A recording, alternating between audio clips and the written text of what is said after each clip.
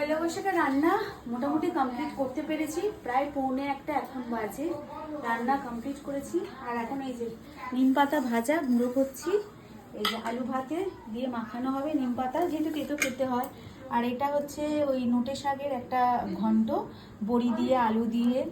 আর এখানে রয়েছে আমের চাটনি, এখানে হচ্ছে পোনা মাছ মানে কাটা পোনা মাছের হচ্ছে কালিয়া, আর এখানে হচ্ছে আলু দিয়ে ডাঁটা দিয়ে একটা বড়ি দিয়ে তরকারি, যেহেতু সজনে ডাঁটা খেতে হয়।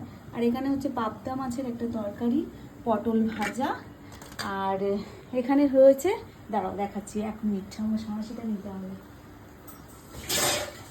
হলিট হলিট হলিট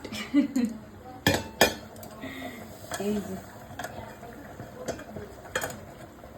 আরে ওট যে খাসির মাংস এখন ফুটছে, জল আছে, এই বসিয়েছি সবে, বেশিক্ষণ হয়নি।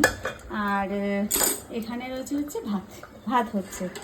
আর মিষ্টি, দই, পাঁপড় এগুলো হচ্ছে আলাদা করে আছে, ঠিক আছে? ওগুলো বলবো না কেন, বলে দিই, বলো যেগুলো খাবো আজকে সেগুলো বলে দিই। তো দই, মিষ্টি, পাঁপড় এর সঙ্গে অ্যাড হবে। ওকে, চলো টাটা।